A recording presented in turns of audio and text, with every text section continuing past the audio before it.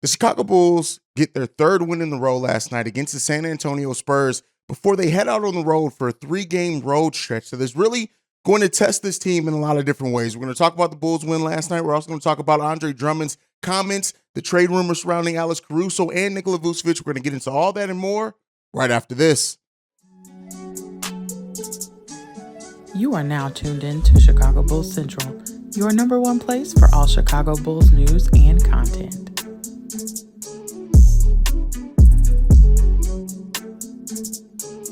All right, Bulls fans, welcome to another episode of Chicago Bulls Central. I'm the host here, Haize. You can follow me at CEO Haize. And the Bulls riding off a big night by Andre Drummond in which he just had the momentum going almost from the moment he checked in the game. And we ride that momentum to a huge win, a 24-point win over the San Antonio Spurs that saw Drummond get 21 points, 15 rebounds, 3 steals, went 9 of 9 from the field, all off the bench for the Chicago Bulls. This was a game that it was just fun to watch. And sometimes I think as fans, we kind of forget that just to appreciate the games that are just fun. Yes, the Bulls did beat a opponent that should be inferior on paper. This is a team dating back to last season that has given the Bulls big troubles and big fits, but the Bulls beat an opponent that is just lesser than them. And they beat it in a way that they should have beat this team. Now, again, this game of runs, the San Antonio Spurs did go on runs themselves during this game, even briefly taking the lead by 5 points. But the Chicago Bulls team played with a level of confidence and kind of poise that we have not seen from this team a lot this season. Even when the San Antonio Spurs did take the lead, the Bulls didn't press it. They didn't go back into heavy isolation ball. They just played their game and almost played like a team that just understood that we can and will beat this team tonight. And so, when you look at the contributions from the big three, DeMar DeRozan with 19 points, Nikola Vucevic with 22, Zach LaVine with 20 as well. But even those numbers don't quite do the game justice because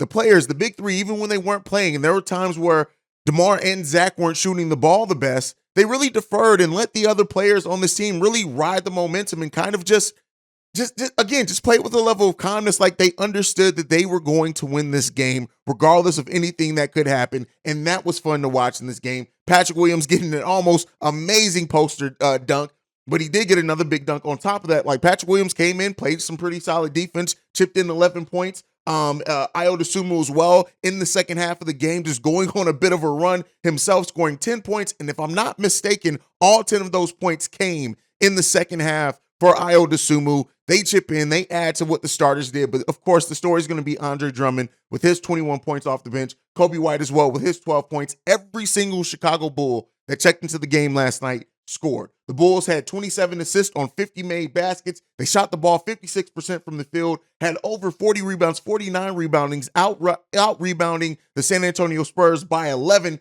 at that. Also had 7 offensive rebounds, kept the turnovers low for them, 13 turnovers. I would like to see that more towards the 10 area, but again, controlled the ball pretty well in this game. And this was just a game that the Bulls won, and they won it in a way that we needed to see this Bulls team win. They've now won the third game in a row, look to try to make it 4 in a row against Memphis. We'll preview that game here on the back half of this episode, but just watching this game and watching the momentum and just watching it build, it was just a fun game to watch. And it got frustrating in a little points, especially as Bulls fans, because Bulls giving up yet another double-digit lead. They still end up winning by double-digit points. So shout out to them for that. But, there's a little bit of that, just the Bulls' inability to hold on to leads. And, of course, when you start facing better competition, that can become even more of an issue for your team when you have, just better teams in front of you. But I don't want to harpen and don't want to stick on just the negative because the Bulls, they took care of business.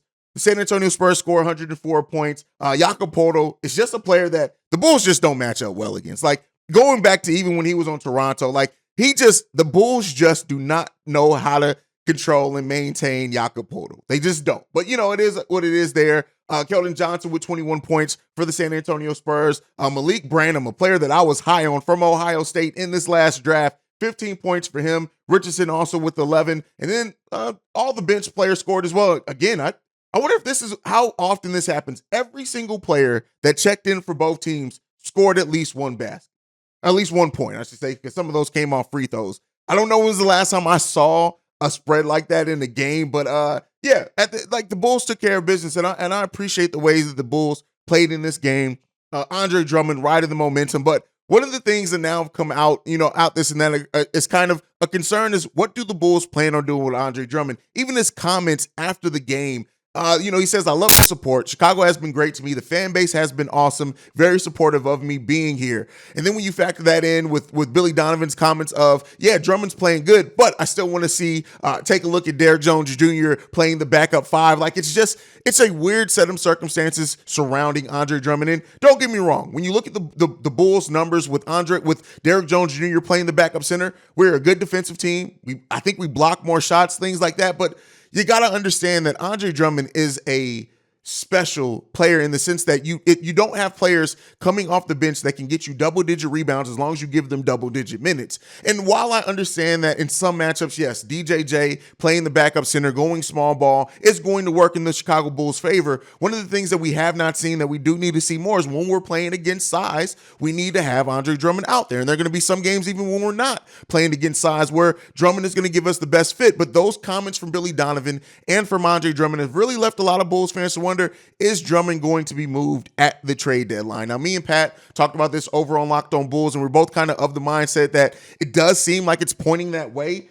And I don't have, what's up with me not having the lights on? All right, lights now on. But with that being said, the comments around Andre Drummond and if he is going to end up being moved or not, it's really interesting. Of all things that we need, we do need size. This dates back to last season. And if the Bulls do end up moving Andre Drummond, I'm interested to see what they get back, because if you don't get some size back, it's really going to leave a hole and a deficit for the Chicago Bulls, and a player that is playing well. When you look at the chemistry Drummond and Goran Dragic has, and how Dragic just understands how to find Andre Drummond, it's just so good and special coming off the bench that, yes, Drummond does play bad at times. Yes, Drummond does get in foul trouble at times. Yes, Drummond does do some boneheaded things. He even did some boneheaded things in this game, with the off the dribble and that Euro step, though. The big man Euro step, keep that in your game, big fella. But yes, he does. He's not a perfect player. Yes, he does some things wrong. Yes, there are going to be some games where you do have to sit him, and because of some of his play, that he's not going to be the best player to be out on the court for you down the stretch of games. But Andre Drummond at least is now showing that if you give him the minutes, he is going, give the man time to work through his mistakes. DeMar has time to work through his mistakes. Zach gets time to work through his mistakes. Hell, IOP will get time to work through their mistakes. You have to allow players opportunities to step up and work through even when they are making mistakes on both sides of or either side of the basketball. So, with the Andre Drummond thing, we'll monitor it. We're now 2 days away from the NBA trade deadline. So if he's going to be moved, we'll know so soon. So we'll see what ends up happening with that. The trade deadline day is actually the same day we face the Brooklyn Nets. So we could be seeing a very different team checking into that game. I mean, I say very different, because even if AK does do a move, it's not going to be a major one. So we'll see what happens with that Bulls by the trade deadline and Andre Drummond. Now, speaking of the trade deadline, we've gotten more now. Jamie Collier from ESPN did report that the Bulls are listening to offers for Alex Caruso. But some of the things that we've been consistently hearing is that their asking price for Alex Caruso is extremely high, as it should be. Alex Caruso, when you look at everything that he brings to the game, yes, for the box score watchers and the people who only look at box score numbers, they aren't necessarily going to understand the positive impact that you have for a player that, yes, only averaging 5.7 points per game, but his impact comes from everything but scoring. He is a dominant defensive player when you look at the plus minus, averaging 1.7 steals per game. Players that he's guarding shoot almost 3% worse when he's guarding them. At the end of the day, the Bulls are a better team with Alex Caruso out on the court for them. So it makes sense, especially as he's one of the players that sets the tone for the culture, is that it makes sense that the Bulls asking price for Alex Caruso should be high, especially because his value is going to be most felt on contending teams. So when you look at it and you hear that the Bulls asking price is 2 first-round picks, hey, listen, I'm not hating it. I'm not mad at it, because really, if we're being honest here, I don't want to see Alex Caruso go. Now, if he does end up moving, it has to be a move that's for the betterment of the team. And I do think looking at possibly moving Alex Caruso, that then frees up more money to give Kobe White an extension, who Kobe White's really coming along. So maybe AK and Eversley are looking at that as well. But they have to listen to all options. So them listening to offers for Alex Caruso really doesn't surprise me. And their asking price doesn't surprise me either. And I don't think Alex Caruso is going to be moved by the deadline. But AK's doing his due diligence in listening to deals for Alex Caruso. Now, next up is Vooch and his contract. So Vooch had a comment on his future last night, and it's this. It's not something I'm too worried about. I'm not really worried about the deadline as well. What's going to happen, I'm just focusing on myself. I know my value. I know how good of a player I am. I know what I bring to this team. And to that credit, the play of Nikola Vucevic is extension-worthy play.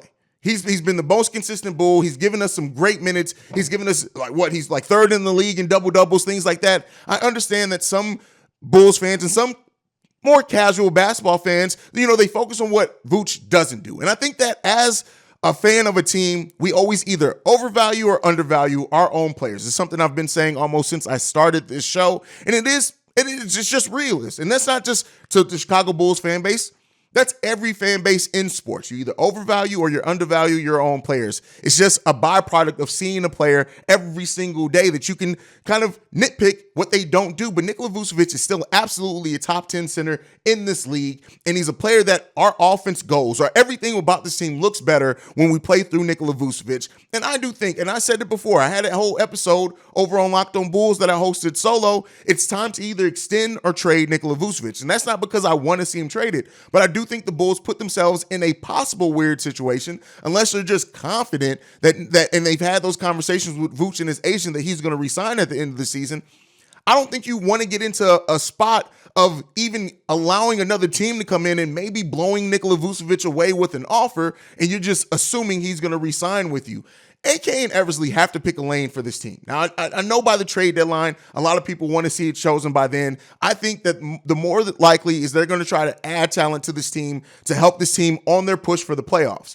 But by the start of next season, a path for this team has to be chosen. Whatever way it is, a path has to be chosen. The living in both worlds has not worked well for the Chicago Bulls, and they need to pick a path. And part of that path is choosing what you need to do or what you want to do with Nikola Vucevic.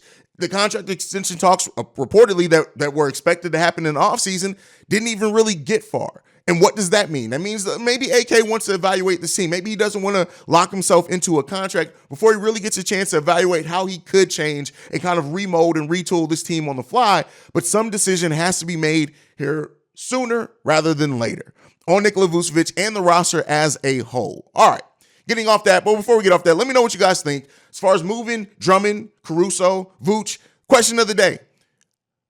Which one of these players are still on the Chicago Bulls roster after the trade deadline? Which one of these players are still on the roster after the trade deadline, or which one's gone from the roster? I think that's a better way. It's easier to vote on that if you're voting on who's gone, who's more likely to not be on the Chicago Bulls roster after the trade deadline. You guys can let me know what you think on that one down below. But we got a game tonight. It's game day again, back-to-back, against the Memphis Grizzlies. Memphis Grizzlies, who aren't going to have Steven Adams more than likely. We're probably going to be without Alex Caruso. We go into Memphis facing the team that's ranked 9th in offense, 11th in defense, and 2nd in rebounds per game. And why is that a problem for the Chicago Bulls? Because we are a team that sometimes struggle with keeping up the defensive intensity. When you look at a team that's ranked that high offensively and that high defensively, that is a team that could present matchups for the Chicago Bulls and sometimes their lack of heart. Now, the Bulls are playing with way more confidence lately, and I will say the determination from this team has been easier to feel here lately than what it was early in the season. But the Bulls cannot come in and give up huge. If they do get a lead, you have to fight to keep that lead with tooth and nail, because I'm telling you, the Memphis Grizzlies, while not a team that shoots a lot of threes, they're very much like us. They don't shoot a lot of threes. They hit them in a nice percentage. They don't shoot a lot of them though.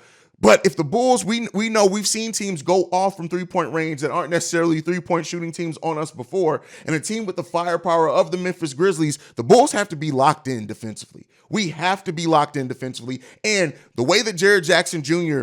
ends up guarding Nikola Vucevic, how much does he take Vooch out of this game, can really dictate how the Bulls offense needs to run. I said over on Locked On Bulls, this is going to be a game in which DeMar DeRozan's ability to just get buckets or get to the free throw line is going to be needed. We're going to need Zach LaVine and DeMar DeRozan to step up big time in this. Caruso may not play, right? He's probably not going to play. What they do to guard Ja Morant is going to be highly important, but also you also got to look at Desmond Bane. You also got to look at Jared Jackson Jr. You have to look at these players and realize you cannot allow these players to get extremely hot from the three-point line, because if you do, that game can get away from the Chicago Bulls very early. very early in this game. We're going to need to see a team that comes in, tries to set that tone defensively, and does what we've seen them do in some matchups against better teams defensively. The Bulls have not fared well against the West, good teams or bad teams in the West. We come in with the team that's one of the better teams in the West, that's 32-21 on the season so far, that I've already given you the rankings as far as where they rank as far as offense and defense. This is going to be a difficult night for the Chicago Bulls. At least it's shaping up to be that way on paper as we face the second team, the number 2 overall team in the Western Conference. Now, yes, they are on a 3-game losing streak. I don't know if that plays into the Bulls' hands or out of it. They are 2-8 in their last 10. And as we know, the Memphis Grizzlies are a team that likes to talk a lot. The Bulls are going to have to shut them up and force them to play basketball, force them to play defense. We need contributions from Io. We need Patrick Williams, whether it be defensively or offensively. They're going to have to play into their roles. This is going to be another game where we're going to go deep into the bench. Kobe White, Goran Dragic, Derrick Jones Jr., Andre Drummond. We're going to need all of them to be locked in tonight to keep up the pressure on the Memphis Grizzlies and also to hit their open shots. That's what we're going to need from this team tonight facing the Memphis Grizzlies. It's not an easy test at all. And I hope no one is really over. Yes, the Bulls since the Minnesota loss have been a top 10 offense and defense. We are slowly rising up. They're playing more better. Our point differential looking much better. This is a time in which the Bulls could possibly go into the 8th seed with a win tonight, getting their 4th win in a row and finally get to 500. But all those things coming and all those pressures on the Chicago Bulls, this is not going to be an easy game for them. This is not going to be a game in which I would not, you guys know I'm not predicting Chicago Bulls wins and losses anymore, but even if I was, I would not predict this to be a win for the Chicago Bulls. I'm just going to be honest. Everything that has been an issue for this team has a chance to be evident in this game. And so which Bulls team is going to show up? Are we going to see the Bulls team that goes deep, that executes, that gives hard on defense, gives hard on offense, faces some adversity well? Are we going to get that team? Or are we going to get the team where they're punched in the face, can't figure out how to stop stumbling? That's going to be the biggest test and the biggest thing I'm looking out for from this Bulls team today. We're going to have our pregame, our halftime hangout, and postgame show all live tonight.